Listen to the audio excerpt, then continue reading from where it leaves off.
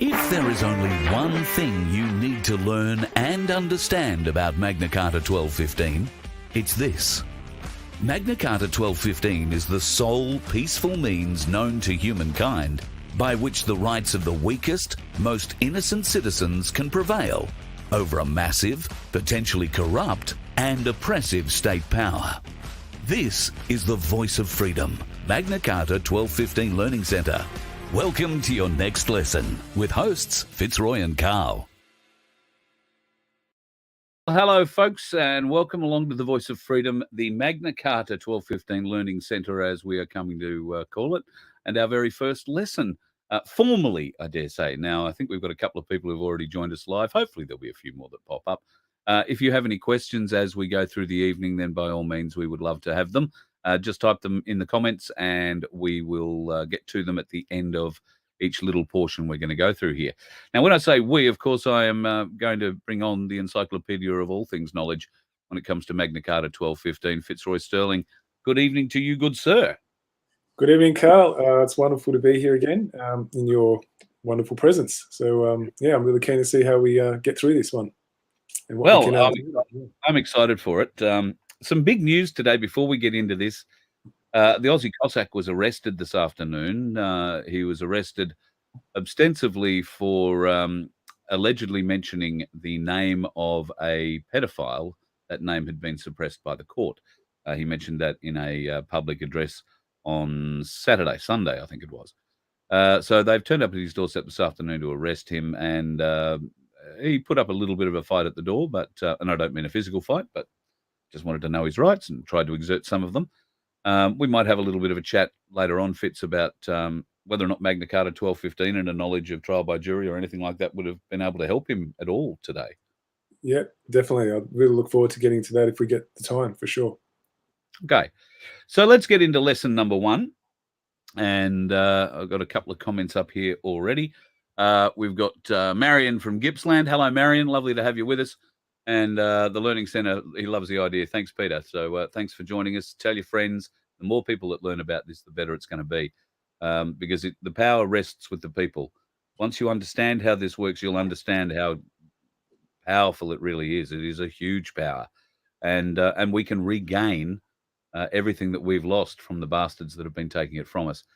So, Fitz, you've arranged a couple of short videos for us to go through. There's no point in reinventing the wheel. These are videos that you've made yourself and you've got in Soundbite University, which is your page. That's correct? Yeah, that's correct. So just worthwhile going over it. Anyone who hasn't seen it, we're going to go back into the fundamentals, like how to really, if you're going to be able to execute the 1215 Magna Carta, you really need to have this fundamental knowledge, because this is the base of the whole structure. If you don't understand this, you won't know how to stand in your power. So it's really important we go back into the fundamentals and really solidify this base knowledge. So we're going to play this short video that you've prepared. It's around 10 minutes long. And at the end of that, we'll throw it open. If Marion or Peter have got any questions, just type them in there, guys, and we'll see if we can't get to them. So if you're set to go, I'll hit the button and we can get going. Yeah, let's do it. All right, roger that. All right, so I just want to make a series of videos, starting with this one with the Port or Public Order Response Team in Victoria, and how it is they've come to do what they do. Are they enforcing the law? How does that relate to us living beings, sentient beings, who are actually bound by natural law? The rule of law, what that means, and common law. Hopefully I'll cover all those things in this one.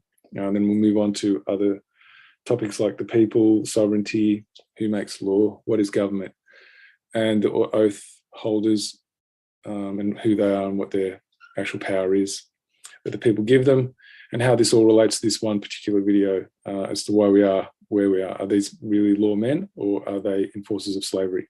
So we're going to get into some definitions just after this video. All right, here we go. If you've had enough of much as us, why are you still enforcing the boys? You have to. No, you don't have to. This is not, listen, we're not here to argue with you unless go home. Otherwise, they start issuing tickets. Bro, We don't want to do it, but we will do it. well, Right? if you don't want to do it, don't do it. Stand up for what you believe in rather than paycheck. Just go home, all right? We get paid to do this, mate. I'm just as over this fucking protest as you are. By protest, I mean lockdown. Fair enough, mate. Unfortunately, Fair enough. I've got to do what I've got to do. And that's You why don't have to do that. You don't have to. You're choosing to do it I'm for not paycheck. skilled to do anything else, mate. So unfortunately, at this time of my life, Hey, that's what I have and to the do. people of us that aren't skilled, we don't get paid. We're not getting food at the moment. I hear you, mate. My wife's in the same position. She's out of a job at the moment as well. I understand you've been pissed off about it. There's a way to go about it. That's all. And unfortunately, I feel like punching all the coppers isn't it, mate. I respect that. I feel like it's like an animal factory. We don't want anything. We don't want any of this. You might not, mate. And that's the rule that we don't want to do this. We're happy to do this because we cannot step down. People are killing themselves. None of this has to do with health. What health has to do with is exercise, fruit in the sun, not injections. Okay? Mental health affects this well. You're locking us indoors. People are killing themselves. It's not to do with I health. don't have time to get that debate about I it. know, because you get paycheck. What I say is you're getting paid at the end of the day, you've got guns. At the end of the day, I agree with you. Then why are you standing on this side and not with us? Because that's what I get paid to do. So you agree with me, but you get paid to do that, so you stand on that side. I'm trying to talk to you the way I'm talking to you, as opposed Exactly, to... because you're doing what you're getting paid to do, not what you stand in, and that's why I disrespect you. That's fine, and I'm still asking you to go home, please. Yeah, get your paycheck so you and your wife can eat. We won't, but you can eat. So We're not going home. We're just walking. I know. We're not going home. We're not listening to your orders anymore. So, I'm just letting you know we come back again, you're all going to be arrested. Yeah, that's fine, mate. We don't. If you can't tell, we're not afraid anymore. All right, let's stop it there. I'm going to go straight into what is an actual law, shall we? Let's see if I can find it. All right, here we go. So a law, an existing condition that is both binding and immutable. It exists both in the present and in perpetuity. Perpetuity means permanent across all realms. So you think about the mental realm, that's, you can't actually see it. It's not something that's tangible, yet we all know it exists because we have thoughts. That's how everything gets created. Whatever we think then usually turns into an action that gets manifested in the physical realm. So obviously there's a physical realm, that's where your senses in action, sight, touch, smell, etc. And then you've got the spiritual realm as well. So there's probably other realms I haven't mentioned, but they're the three key ones that I'm just going to draw your attention to. So a law is something that binds us across all of those realms. It's permanent, it's out of our control. We didn't actually have any say in it. So it existed well before us. That's what an actual law is. So we want to be clear on that. So you think about the actions of those men. Are they here to enforce something that is permanent across all realms? All right, there's your first question. All right, so now we're going to go into the natural law hierarchy of how natural law actually exists. So first at the top, you've got the universe. Some people call it divine law, others call it natural law. So let's pull up a definition of natural law, shall we? There we are. All right. So natural law is a system of dynamics built into the universe that are binding and permanent, a body of universal spiritual laws that act as the governing dynamics of consciousness. So the word governing means control. So if you think about, spiritual laws that control your understanding of the of how consciousness is connected to natural law. So other definitions you could think about is like a working definition would be like a universal non-man-made binding conditions that govern behavior. It can be described as self-evident because it's objective, mechanical and scientific, because it's discoverable. It's a discoverable operational system that's already in effect and has been well before we came into existence. So that hopefully helps explain natural law. So let me just see what I'm going to pull up next here. Yep, so we're going to go, actually what I might do is I might bring up consciousness actually, because that's quite important to understand how to define consciousness, because that's obviously been spoken about in all these definitions. So conscience, two words is con and science. Con is a Latin prefix for together or with. Science is derived from the Latin verb sciere, which means to be aware of, or to learn, or to know. So conscience is knowledge of the actions that are in the service of the preservation and enrichment and advancement of life. If you really get that down, that's what our conscience is there to serve, is how to direct the actions that are going to be in the service of enriching and preserving life, and also advancing it. Right? So some people call that a divine purpose. People who are connected to that, they are aware of their divine purpose as to why they're here. So, again, go back to the actions of the those guys in costume, saying that, All right, just checking that if I'm coming need to be through. there for a particular. Sorry, mate. I had you muted there. You wanted me to pause it there for a second. Oh, yeah. So I wanted to pause it back when we finished natural law, because it was really good to be able to highlight the difference between that definition and, if you look at those men in costume, what they took as their authority, and how the two have nothing to do with each other.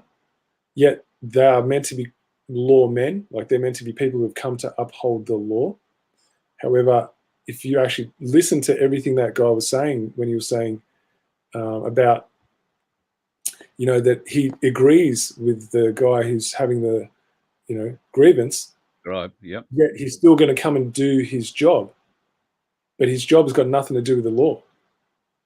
So I just thought I'd want to highlight that, because if you were to ask him in the moment to define law, I bet you would have nothing close to say to what was just shown there a moment ago. I'm willing to bet whatever you like.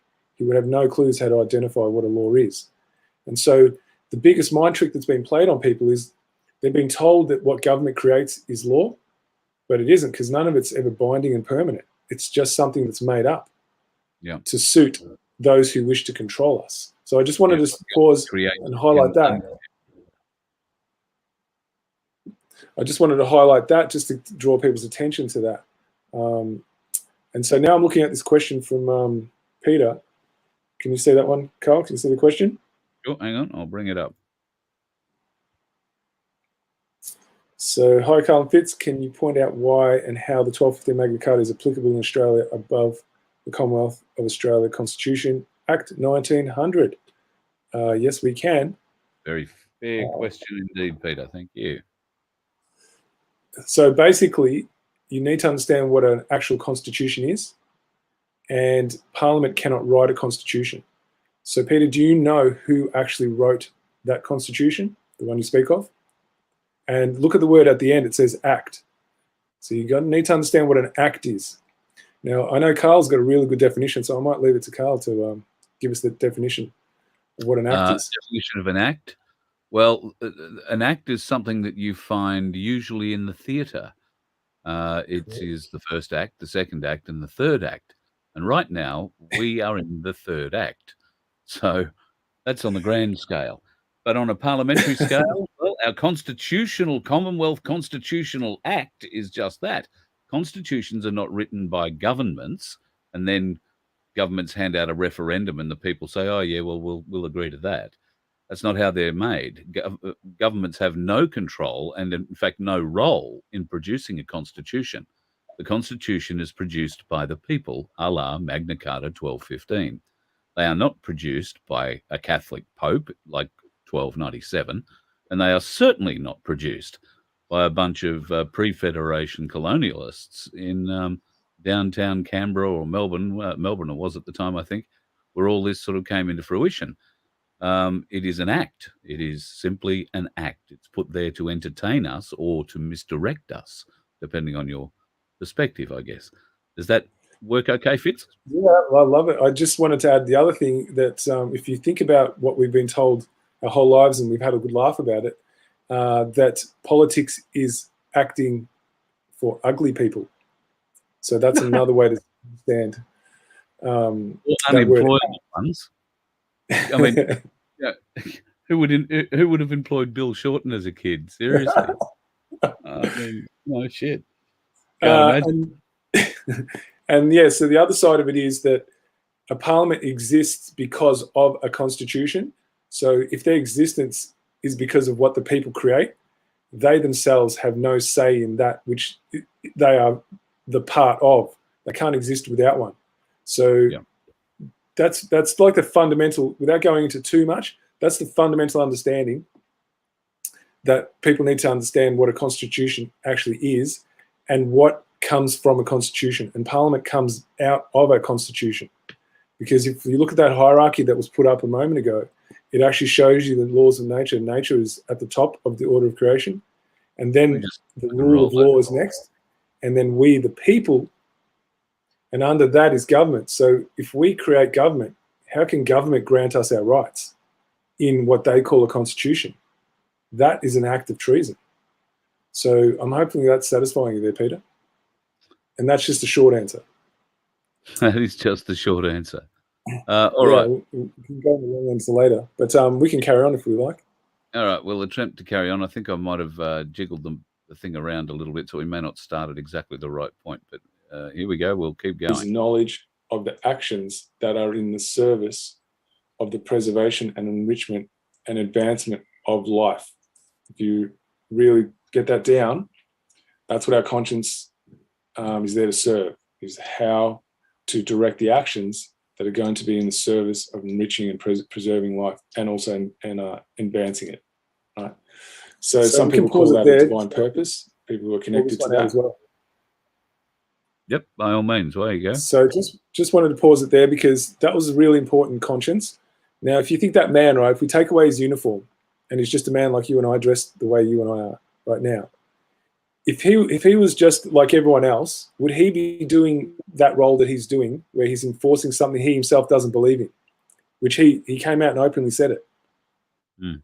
So what's required for someone who has a conscience to step aside from that conscience and actually do the very thing that they themselves know is not okay? What's required for them to do that? How does one get in that position? So these are the really important questions that we need to ask as to how do people go and work against the very thing that they're aware of is acting out of alignment with the service of that which they're seeking. You know, so those men are meant to be there to preserve the peace. That's not what they were doing. They were actually... And the people are believing that the police are there to protect the people, whereas in effect, as we explained earlier, the police are not there to protect the people. They're there to protect the corporate interest. Oh, I've knocked you flat with that one, or you've fallen off the line. Oh, No, looks like we might... Oh, no, you're back. Yeah, I'm still here. I've been seeing you break up a bit, so we're having a bit of a struggle with technology tonight. No, people don't. Yeah, so maybe YouTube doesn't like us. But so that's the real important question, is how do people get in that position where they are willing to sidestep their consciousness? Like the very awareness that they're born with, that they're pre-stamped to understand how to act in the service of that which they seek. How does that happen? What needs to happen for them to sideswipe it? And then you start thinking about the system of dependence, because what's government made itself to be? It's made itself to be our father and mother, right? It's made to, like they're our parents. We are dependent on it. Well, that was never their structure. So when you allow Parliament to write a constitution, that's what you create. That's what you voted for. So all those, you know, your forefathers that voted and thought that this was legitimate, they voted for their own slavery without knowing it. So I hope that answers your question a bit better, Peter. Very, very good. We've got another good one there from Deathstrike, but I'll just get to the end of consciousness here before we get into that one, if I can, Fitz. Yep. They are aware of their divine purposes, to why they're here.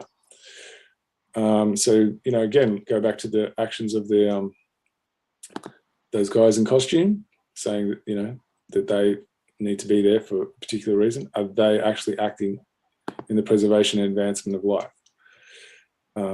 You know, I'll leave that to you to decide. So we're back into the slide of what goes below natural law. And that is the man's best interpretation of natural law, and that is through the conscience. So our conscience is like our conduit that connects us to natural law. So that's like how we access the spiritual realm. And the spiritual realm obviously is controlled by natural law and our understanding of that. So from that, we created common law or equity, which is equity-based. So let me just bring up common law to define that. All right, just so we know what common law is. So like I said, it's man's best interpretation of natural law in the physical realm through the use of the conscience as the conduit. Captures the shared reality of our intuitive sense of justice and injustice, which is permanent and self-evident. So you see some terms are starting to repeat themselves, like you'll see the word permanent, self-evident.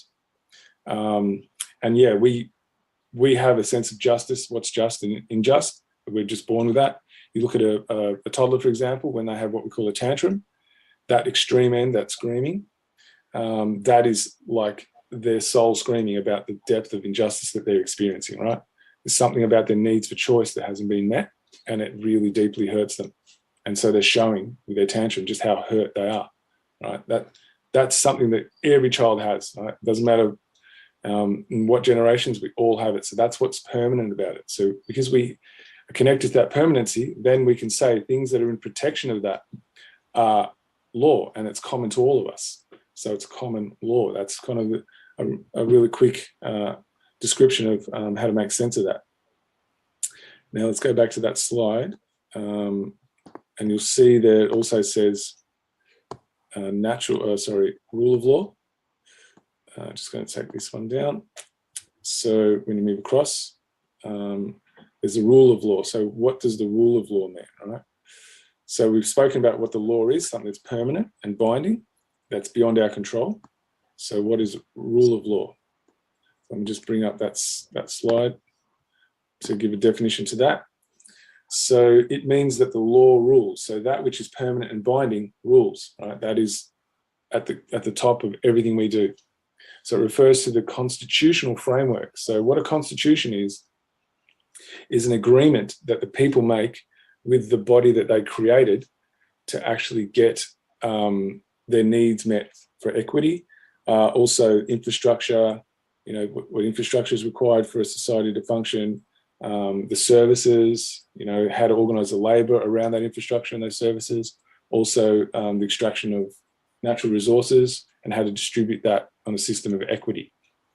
And so that's what the rule of law is about, creating an agreement between the people. So the people are the supreme over their government, because the government's a fictional, artificial creation, right? And so the government are just people who stand in this office that they hold. So I'll just read it. It says, agreement between the people and the holders of office to cooperate under a system of equity. So equity, just explain equity as not equal, but it's the level of support one needs to have the same quality of life as someone else who doesn't need the same level of support. But what we're aiming to do is have the same quality of life. And so different, because we're not all born equal, we need different levels of support. And so that's what equity aims to do, is to distribute what's required to reach that, you know, that similar quality of life. And then it goes to say, and the rules necessary for equity to prevail. So that's what the purpose of government was. And that has been set up within each country. So that's what a constitution actually aims to do. So that's a really important fact to note as well, is what a constitution is. And so let me see if I can bring up the slide. I'm going to end it here once I finish this one. All right, mate. So hopefully so when you look at that explanation of what government was meant to be versus to what each and every one of us has experienced, that's what happens when you agree to allow a government to write what they call a constitution, what we've actually lived under, because then they get to change it because they wrote it. And so if you agree to the terms they put down, you'll basically become their property. And so everything we've been going through in the last 2 years that has like really escalated out of control is the end result of the 100 years or so that we've been, or a bit more, we've been believing the government has the right to write a constitution. Now they're showing us the actual end result of that. Now, if we, the people, had our proper constitution in place, which already exists but was hidden from us, there's no chance that we'd be having any of this happening, because we've put a mechanism inside that constitution to make sure government can never rule us. And that's a mechanism that's functional. And so that's the missing piece of knowledge that people don't have on purpose. So they want you to believe that you'll be like the church. Well, not just the church, but significantly the church. Certainly in 1297, it was removed in what is now currently assumed to be the updated Magna Carta. Magna Carta can't be updated. That's what sealed means. It was sealed by King John. When a document is sealed, it cannot be unsealed and then resealed with a few changes by somebody else. Doesn't work. Well, it's not their function. The thing is that the people are the ones who can decide it, because government exists because of people. So it's like if you're an employer, which is what we are the government's employers. Yeah. The employee doesn't just get to show up and say, you know what, I've had enough of this contract, I'm redoing it, and you better just like it. That's never happened in the workplace. Well, it's the same arrangement. They don't, the monarch is not anything other than an employee. They occupy an office that we created, a fictional construct. So they can't do anything about the constitution, because they're just they're acting in a role. They're not in a private capacity. Speed with the constitutional qualities of the Queen, we have other videos that are available on Nun2K too. So just like and subscribe. Go and check out the other stuff that we've already uploaded there previously. We've got a question from Death Strike. I'd like to say this is Ricardo Bosi in disguise, but maybe not. So since our government is a corporation on the stock market, what if we as a nation collectively got together some money and bought ownership back under the name of the people of the Australian Commonwealth? So if you wish to carry on in this style where we're still a business and a corporation, that is one solution. If you'd like to stand in your power as a living sentient being that is attached to natural justice, then you might want to start looking at the 1215 Magna Carta, because that enshrines that we are that. We are living sentient beings with a soul that understands natural justice. And the beautiful thing about the 1215 Magna Carta, which very few people know, is that it actually outlaws usury. So all this debt that we're all bound by, gone. So that this Commonwealth of Australia, that's all gone. It doesn't exist. The corporation, poof, gone. It just requires the mass of people to understand that, because all we are right now is operating off belief as a collective, and the collective believes what they're told. But if the collective gets to a point, and a tipping point, where they understand that they've been lied to, and they know who they truly are as living sentient beings who are not here to contract with one another. We're here to contribute to each other's well-being. We'd never have a system of any kind of corporation, because the word corporation means dead, is corpse, is dead, and orate means to speak. So who would want to say that they're part of a dead speaking entity? Yeah. Well, without the a soul. It doesn't have a soul. So there's a quicker way. It just requires people to get informed, and then you will watch. Once the truth hits people's hearts, this whole thing will dissolve real fast. So we don't need to play in their structure. You can't beat a system with the very thinking that created that system. You need to use a different style of thinking. Yep, and that's what's missing. All right, let's finish off this. We've only got the last little bit of this video to go. Just so what that looks like, what that structure actually looks like. So there you go, the rule of law, no one is above the law. So you've got the people that are equal to the head of state, and then you've got the head of state is above the legislature, the judiciary, the executive, and as you see at the bottom says, the head of state is equal to the people. They just occupy an office. So I'm going to leave it down and get back in. I'm going to start on this one, and I'm going to get into a bit more detail on it, and then we'll do a few extras. All righty.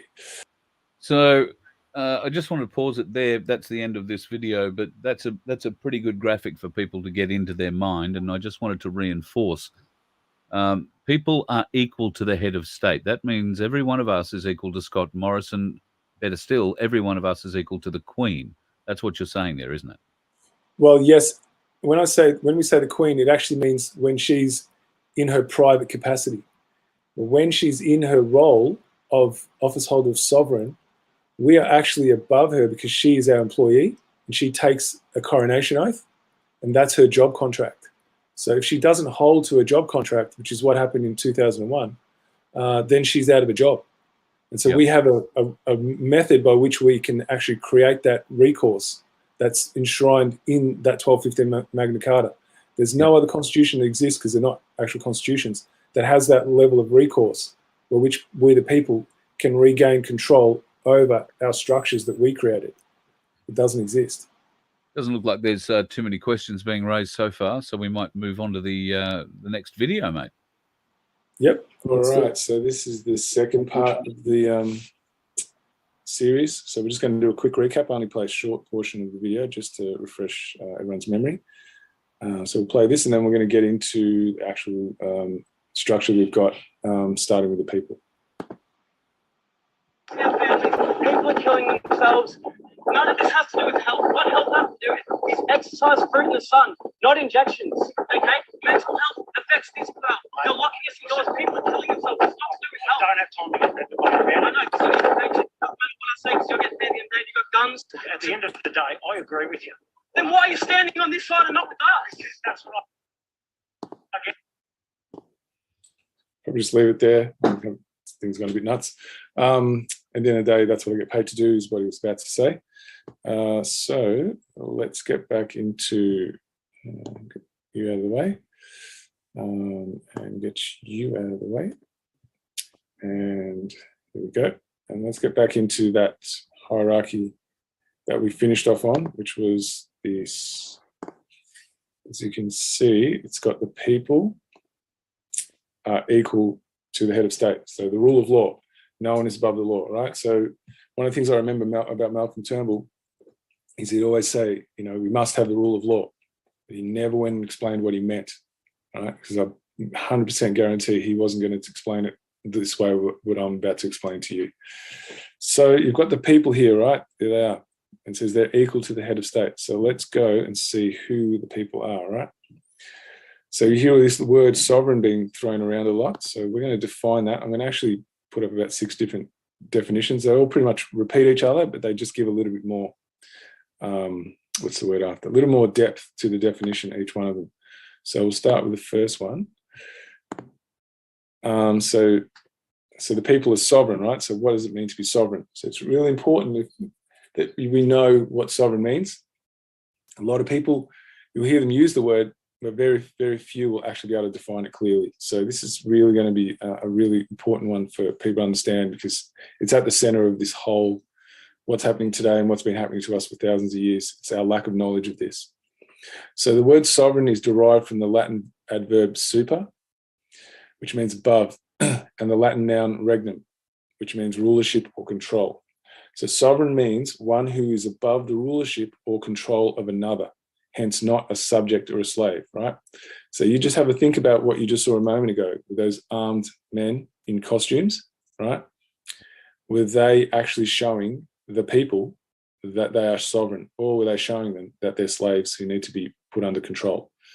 I'll leave that to you for you to decide, right? So let's get into excuse me one moment. I'll just bring up the next slide. And oops, bear with me. So this is another definition of sovereign. Sovereign is a monarch. So the word monarch comes from 2 words, mono and archon. So mono means one or soul, and archon is the Greek word for ruler. So it means a sole ruler. So a single ruler who rules only the kingdom of self. That's a really important concept to understand, that we all have our kingdoms and they are of ourselves. So sovereignty is a state where one controls all 3 aspects of one's own consciousness. So remember how I gave you the slide in the previous one about what consciousness was? So there's 3 aspects to it: the thoughts, emotions, and actions. And if we bring them into alignment, right, where they're all working together in unity, that is how we attain mastery of one's own consciousness, and that is how we become our own masters. Now, the world we've been living in has been given to us to make sure that we never get that alignment, that our thoughts, emotions, and actions are always out of alignment, that we can never be masters of ourselves. That's the whole divide and conquer structure starts internally. And so very few of us can say we've ever been sovereign. That's just how tragic this really is. So now I'm going to bring up another slide just to give it some extra definition. So this one I'm just going to get rid of. And then I can start reading this one out. Sovereign is an eternal truth that you are sovereign. You can never be non-sovereign. There is no such thing as someone else's legitimate rulership or ownership of you. So most people would say they agree with that, right? But how do we know how to actually action that, right? And how do we know how to really have a sense of that in us? Very few can actually say they do because they can't define it. So hopefully this is going to help you guys get that. So because there is no such thing as legitimacy of slavery, there never has been and never will be, then we are sovereign as exists in nature. Not that there are not conditions for turning us into slaves, that we can see right now. Like this is the end part of what we've been enduring, and now this has come to the crescendo. So the conditions for slavery exist, but as it exists in nature, there's no such thing. That's what this slide aims to explain. So now I'm going to bring up another one on sovereignty. You can pause it there if you like, Carl. So as you can see. So I just wanted to just add something there about that sovereignty. That what are the actual conditions? When you accept that the fiction that we created to serve us, when we accept that that is above us, that's the conditions. It's really that simple. So when people start believing that this 1900 Commonwealth of Australia Constitution Act, whether it's the imperial one or the other one, if they start believing that's a truth, then they've basically ceded their sovereignty. And that's when those three aspects of your consciousness are acting in contradictory to one another. Because what you're saying is you don't like being told what to do. If you just said someone down the street here you've never met before starts telling you what to do, you're going to get your back up. But when it comes to some kind of authority that you imagine has authority, then all of a sudden you're like, yeah, okay, I'll do what you tell me. That's a contradiction.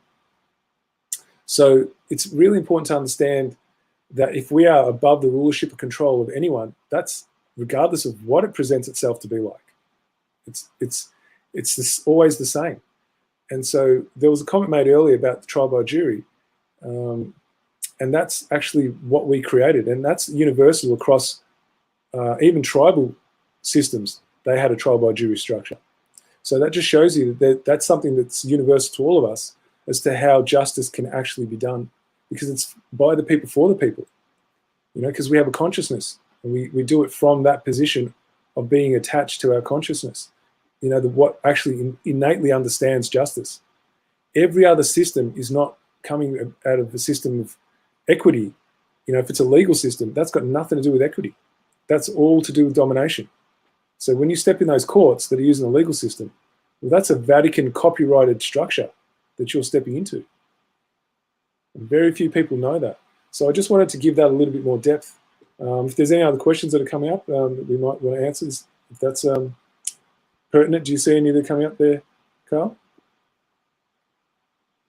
Oh, you're muted. I think you're muted, my friend. You might have to unmute. There you go. I'll try and do that without the little red button pushed. My apologies. Okay, so Susan's put a question up. If the cop had arrested that guy in the earlier video, what could he have done about it? Well, he could have gone quietly, I guess, because if he's at the point where he's been arrested, they're not listening. They're just taking him. Yeah. So that's because we're not running a system where the police actually know that they're actually constables. They can't operate under two jurisdictions, but that's what they're doing right now, and they don't know that. So they're operating out of severe ignorance, because a constable is only answerable to the people, not government. That's a separate, entirely different. It's called the office of constable. It's an office just like someone in a government position, and they're an independent office holder. But what he was responding to was government. And that means that he's not a constable. So he's acting as a private mercenary. And a private mercenary doesn't care about your rights. Absolutely. Yeah, absolutely true. So even regardless, if you knew everything to do with MC 1215 and Article 61, they still have force of numbers over you. They are still going to put you in cuffs and drag you off to wherever they want you to be at this point, because what we're trying to do with this series of educational nights is to educate enough people about trial by jury so that by sheer force of numbers, it becomes a reality. Only the people can make trial by jury a reality. But to make it a reality, people have to understand how it works. So that's why we're hoping that nights like tonight are going to help everybody take that next step in learning how to, take that next step.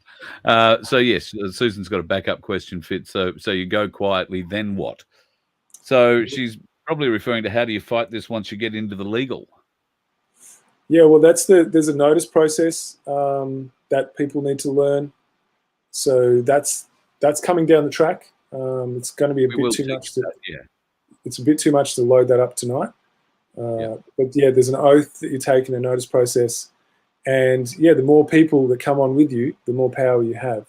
So, but that's for a question for another night, because we'll get bogged down and we'll never get to finish this. I agree. Yes. So it requires, if I can put it in a brief manner, to learn about the notices tonight and have you go off tomorrow and start serving them on people is like firing all your largest weapons into an open field and hoping that you're going to win the war.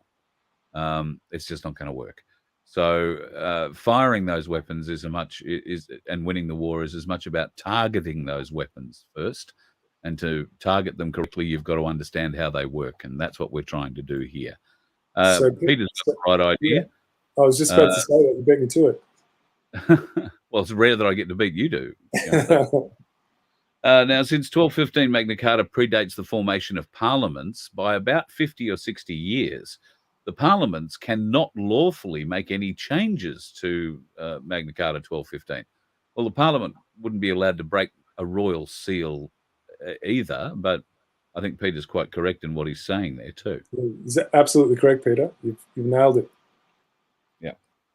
So yes, parliaments were created after the birth of Magna Carta 1215, and shortly after the birth of government, if you like, was the birth of Freemasonry.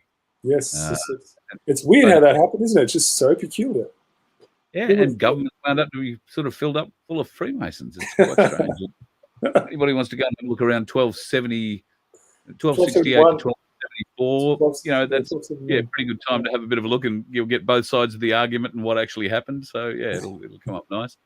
All right, we'll go back to the video. Will we, Fitz? Yep, let's do that. All right, back to the video. Here. So move that one out of the way. Sovereignty is the positive expression of natural law. It is openness to understanding and accepting the knowledge of natural law, which some would call truth. You know, Mark Passio says that man's biggest fear is the acknowledgement that there is one solitary universal truth, and that would be natural law. You know, and I actually tend to agree with him, because once you accept that there is, then you can actually be free. But that's a story for another time. So true understanding harmonizes one's individuated consciousness with the source energy it stems from. So I'll read that again. True understanding harmonizes one's individuated consciousness with the source energy it stems from. So that is us harmonizing ourselves with how it is that we even come to exist, what conditions we live under. All right, have I got any more sovereignty? Yes, I do.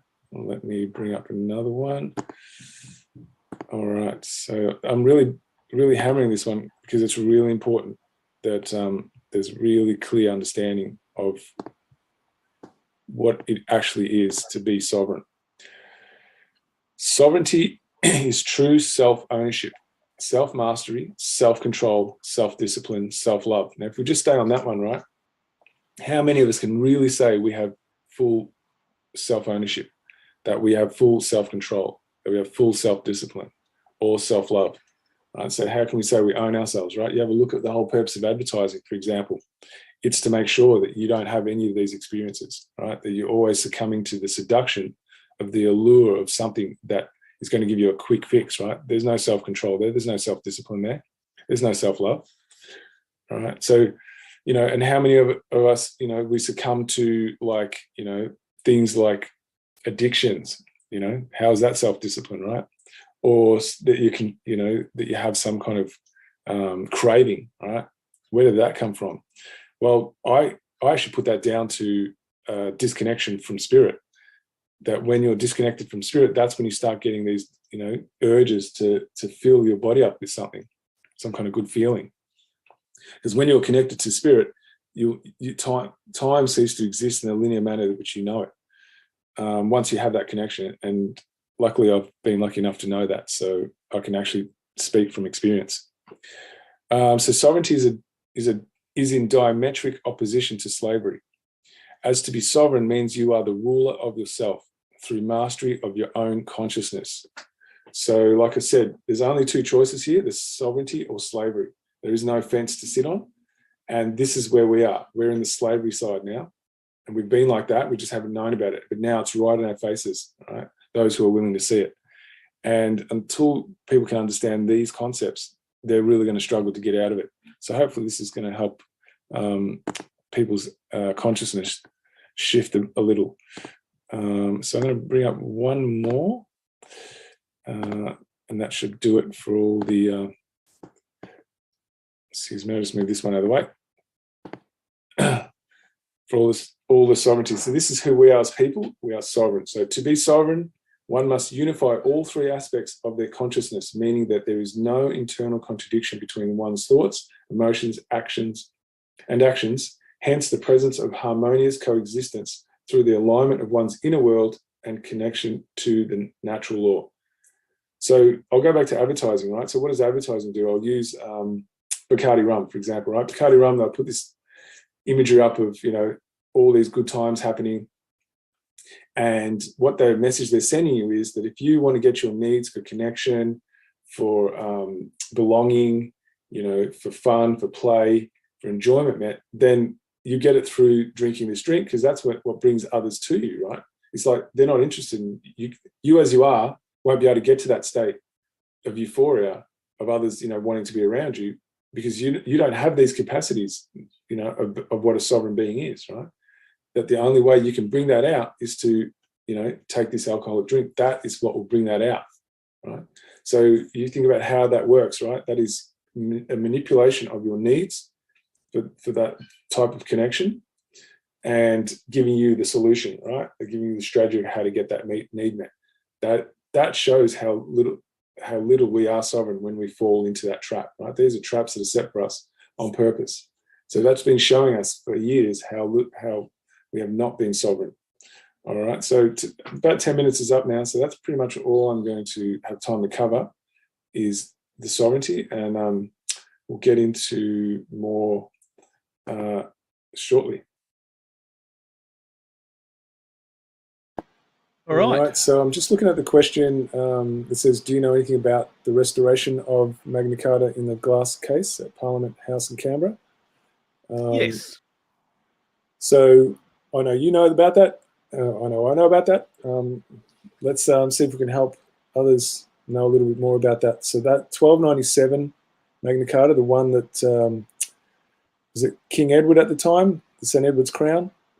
Yep. The crown you'll see on the Victoria Police, for example. I mean, it's on all the police badges, actually, so I just pick on the Victoria Police because I know it well. That's pretty much telling you that was conscripted by the Pope. So the Pope pretty much commissioned a rewrite that was very favourable to Rome. So Rome could rule the British, not just the monarchy, but the entire Commonwealth of any. Because so the British had a really strong naval presence and they were, obviously spreading their wings, and they needed control of the waters. So the easiest way to do it was just to take control of the monarchy Sure. and the whole governmental structure. So why do it the hard way? Let's just do it the easy way. And so that's what they did, and they just wrote it. So they basically got to run the show after that. So if you accept that what's in Parliament House, you're accepting that we are owned by Rome. Yeah, and I'm pretty confident that the Magna Carta that is on display at Parliament House, only recently been put back on display. I think it was off for the last 4 or 5 years being restored. It was originally given to Australia by, I want to say, the Dutch royal family. Or it came from the Netherlands or the government of the day.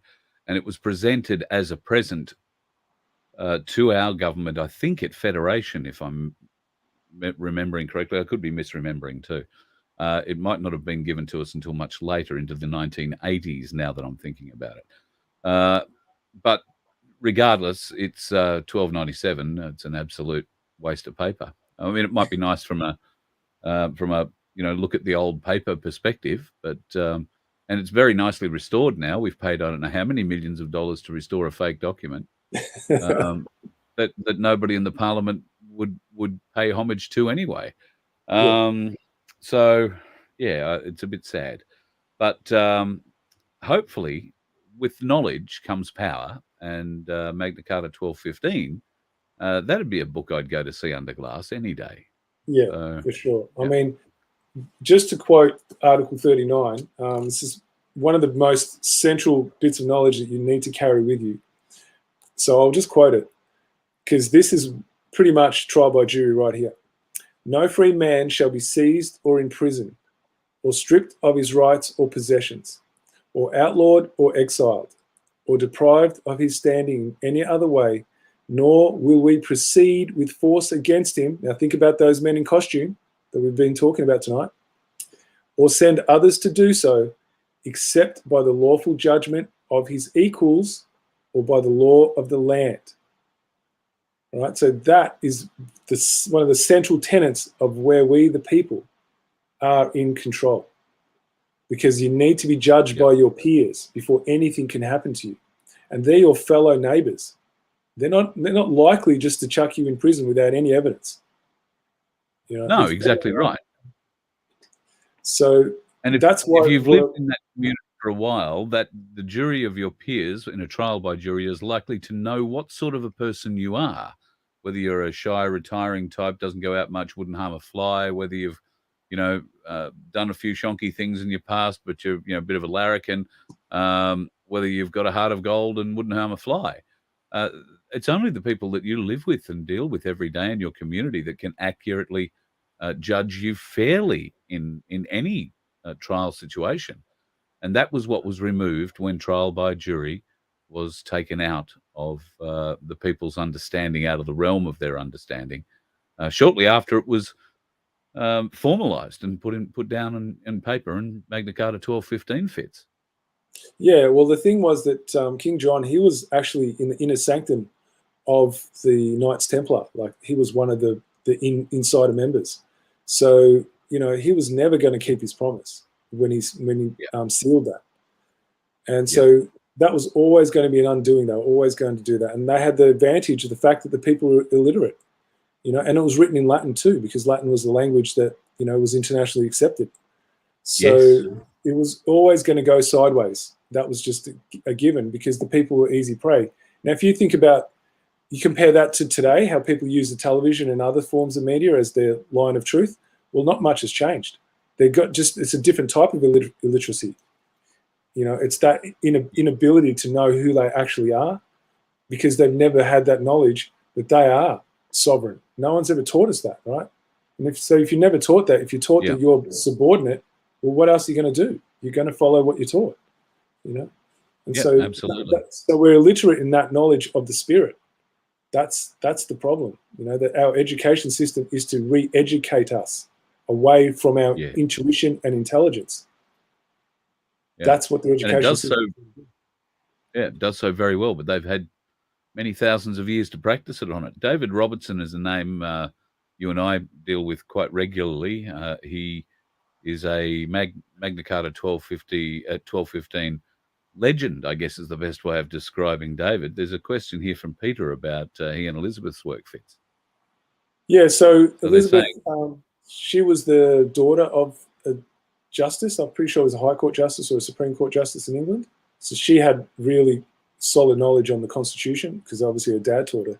And David Robinson somehow just crossed paths with her, and over time she taught him, you know, the foundation of what he learned. And then he started testing it.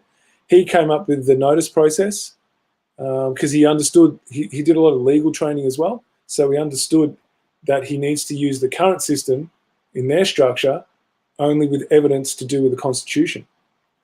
And so he came up with this notice process that made it so it's just undeniable. And that's never been rebutted, not once.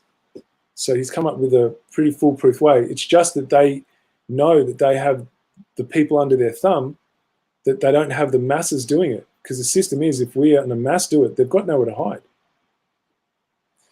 And so that's that's right.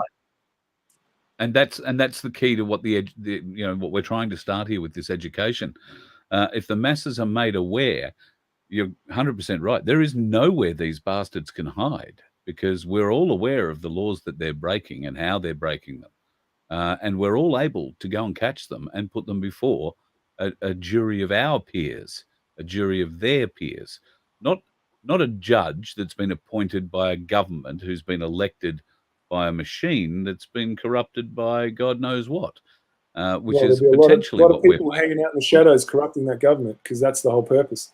That's why they got rid of trial by jury, because trial by jury. Why do you think lobbyists came into being? For just this very reason, so that they could lobby parliamentarians, sway parliamentarians to deal with whatever issue the lobbyists were pushing at the time favourably. And of course, Big Pharma play a very large role in lobbying governments for particularly keeping expensive medications off pharmaceutical benefits lists. They don't want to give the people free medicine, or at least cheap medicine, when they can make billions out of it. Bearing in mind that in the last 12 months alone, Pfizer made $82 billion on a drug they claimed did something, and it's proven now that it certainly didn't do any of those things. But they've still made $82 billion out of it, and the Australian government has signed on to a contract with them to keep paying them millions and millions and millions and millions of dollars until we use 180 million doses of that shit they're trying to get into our veins. So just wanted to finish answering Peter's question. It said, can you provide links to David's work? So sure. If, Peter, you want to go into the NUN2K or NUN2K site, you'll actually see we did a video that actually does that. It's the last one we did, isn't it, Carl? It's got all the links. Yeah. So if you wanted trial by jury. Yep. Oh, no, it wasn't trial by jury. It was the other one about how I got to learn what I got to learn. Remember that one? Oh, yes. Beg your pardon. You're right. Yeah. Why would you? I think it's called something like, why would you believe what we're telling you about Magna Carta 1215? Yeah. And so it's got a lot of references in there, and it's really solid, Pete, if you want to go and look that up. Then the next question is, many common law proponents, I love the way that's been phrased, the word proponents. Yeah. Claiming that a sovereign needs an army, like Barron's, who wrote the MC, had. Yes, we are the army, Susan. It's us. We just need to organise ourselves around the truth. That's right. Because they're afraid of that. They don't care that you know the truth. They just don't want you to get organised around it and around the singular remedy. You see, the way the law works is that it needs to be provable, and you need to be able to verify it, right? And there's no other way to do it other than that, because this is enshrined. There's no other proven way. Like the tribes of the First Nations people, they had their own laws, but they never had it solidified or written down anywhere. They just passed it down. And that was what was happening in England prior to the 1215. They just knew what it was, but it wasn't written down. So they solidified it and made sure that it could never be pretended like no one understood. You know, that's why they needed the seal on it to say, yeah, this is fair income, and we all know about it now. We can't pretend. So now we are the army. We're just missing the knowledge. That's it. Yeah. So it's us. So yes, it's us. So our advice is like and subscribe, tell your friends, and be back next Monday night at 7:30 for lesson number 2. How would that be? Yeah, that's it, guys. This is how you become the army. That's right. We are about creating the people's army. You will have your power back. You will have your day in court. Hello to Winchester. I know exactly where Winchester is. Marvelous place. Yes, we will help as best we can, educate as many people as we can to regain the power and to throw out these corrupt bastards and make sure that it never happens to us again. And people will say, "Oh, Magna Carta can be a bit severe." Well, I think some of the crimes that these people have committed against us in the name of government are pretty severe, and the level of suffering that they've created, not just in the last couple of years, I'm talking over the last 2,000 years, has been staggering. The lives lost, the relationships destroyed. All of that has got to come into play. So yes, Magna Carta 1215 has a resolution for all of this, and in its most severe cases, that resolution is capital punishment. We won't shy away from that. There has to be a consequence for the decisions that you make. And if you make a very bad decision, sometimes there are very bad consequences. So I just want to say a quick hello to Lou and finish off just by saying that the reason why the Magna Carta is so powerful is because it has the people's sovereignty as the highest priority. And that's why there is capital punishment, because you cannot negotiate with your freedom or your sovereignty. Otherwise, we will die. That's why treason is the highest crime that one can commit, because it's not the murder of one individual, it's the murder of the entire nation. So that's why it's a non-negotiable. So just so people can understand that one, that this is the highest crime, and that's why the Constitution needed to have that as the penalty, because it's not to be messed with. So I just want to finish on that point. Peter has just thrown in one good question at the end. Would you have a case using Article 39 if you had served your term of imprisonment before going to a court? So you've been held without bail, I presume. Just trying to think of how that would work. If you've under common law, under constitutional common law, you'd be owed reparations, Pete. Yes. And there'd be a lot of people that have to come and stand in front of the people as to why they even put you there. A lot. We're talking the police, we're talking the judiciary, like the registrars. There'd be a ton of people coming before you that they need to answer for that, because you cannot take a man's liberties, or woman's, either way, is the highest priority. An innocent man must walk free. That's the highest priority. So you would be owed a ton of reparations, my friend. Yes. And those people would be going places where they don't want to hang out. And we would be talking about the sovereign fund then, which is something else we'll get into later down the track. But yeah, that's a fair bit of information, I think. I'm no super intelligent bloke, and I know the first time I went through this with you, Fitz, my head was spinning after an hour. So we might leave it there. Yeah, well, yeah. But this is I found this very intuitive learning for me.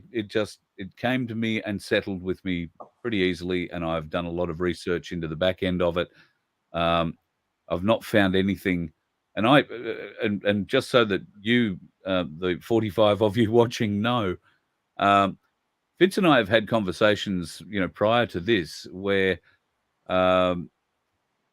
he's felt that I've slipped back, or that I'm on the dark side. It's because I tend to approach every lesson, if you like, with the perspective of arguing against it, taking the opposition side, and trying to tear down every argument that Fitz puts up, using common law as I understand it to be today.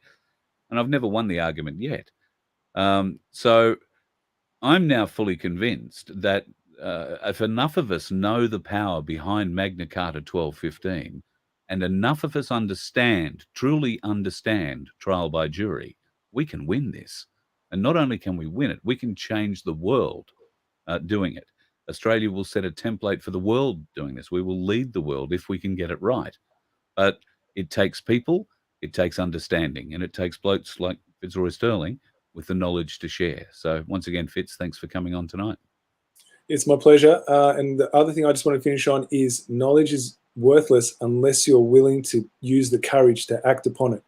So we need to actually be able to act on the knowledge we learn, not just have the knowledge. Thanks, Fitz. Really appreciate you coming in tonight, and we'll do it all again next Monday night at 7:30. I can't wait. Look forward to it, guys. Excellent. Thank you to everybody who joined us tonight. Please tell your friends if you've got a few that might be interested in this sort of thing to come and join us. Like and subscribe on the Num2K YouTube channel if you would.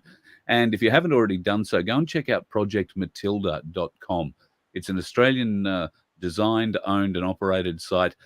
It is very shortly going to become a very big player in the market of social media and a few other areas.